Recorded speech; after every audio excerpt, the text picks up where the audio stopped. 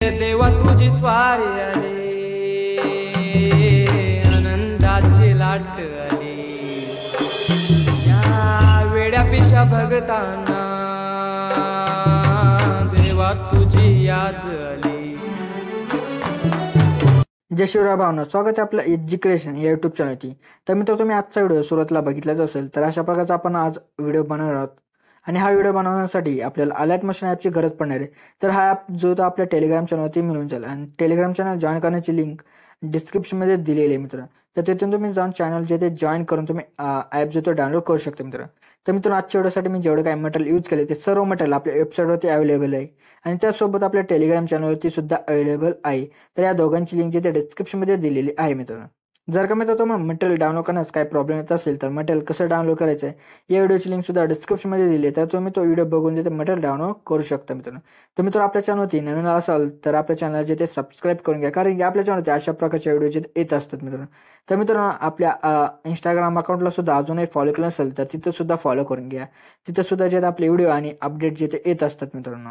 चला तर मित्र, आपण जे आपल्या व्हिडिओला सुरुवात करूया थोडासा वेळ न घालवता।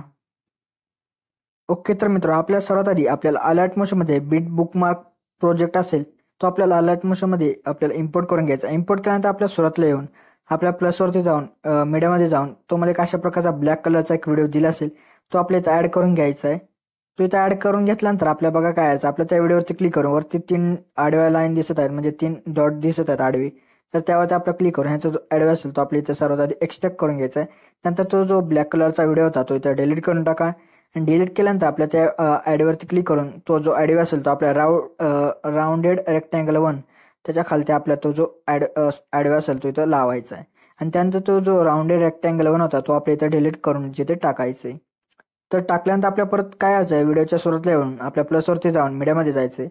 त्यानंतर तुम्हाला गणपती बाप्पा यांचे जे ते व्हिडिओ तुम्हाला अशा प्रकारचे काही व्हिडिओ इथं आपल्याला ॲड करायचे।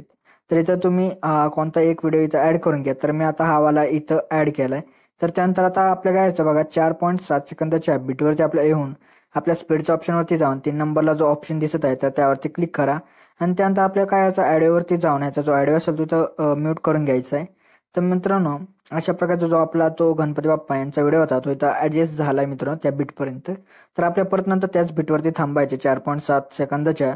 तर त्यावरती परत प्लसवरती जाऊन मीडियामध्ये जायचं। परत तुम्हाला कोणता तरी एक गणपती बाप्पा यांचा व्हिडिओ घ्यायचा आहे। तर त्यानंतर आपल्या परत 8 सेकंदावरती आपल्याला परत स्पीडच्या ऑप्शनवरती जाऊन आपल्याला हा जो 3 नंबरचा जो ऑप्शन असेल त्यावरती क्लिक करा। त्यानंतर त्याचा जो ॲडव असेल तो इथं आपल्याला म्युटेड करून घ्यायचा आहे।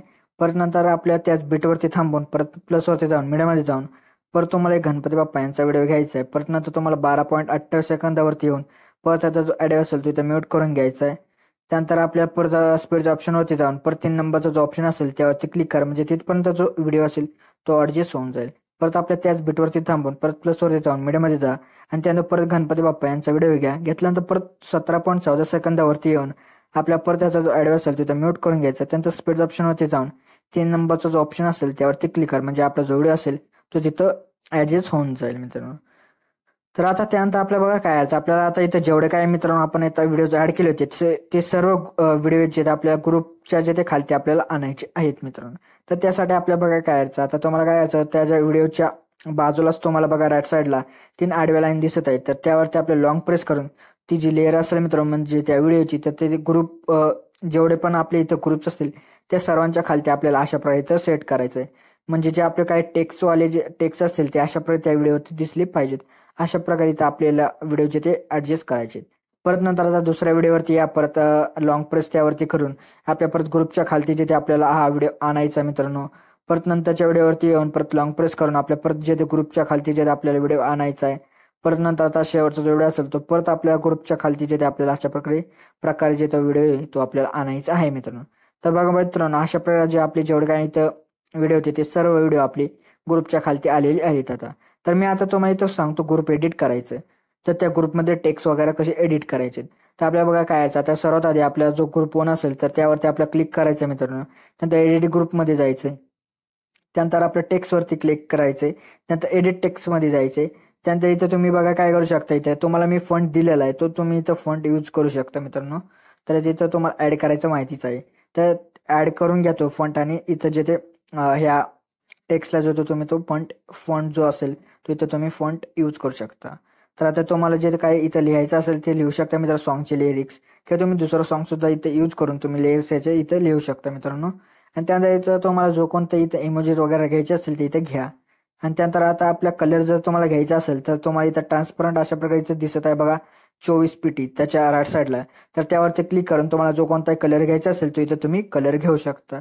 आणि त्यानंतर तुम्हाला एक शेप दिसत आहे, तर त्या शेपचा जर का तुम्हाला कलर चेंज करायचा असेल तर त्यासाठी बघा आपल्याला काय करायचं, राऊंड रेक्टँगल 1 यावरती क्लिक करून कलर आणि फिलमध्ये जाऊन तुम्हाला जो कोणता इथं कलर घ्यायचा असेल तो इथं तो कलर जो आहे तो तुम्ही इथं घेऊ शकता मित्रांनो.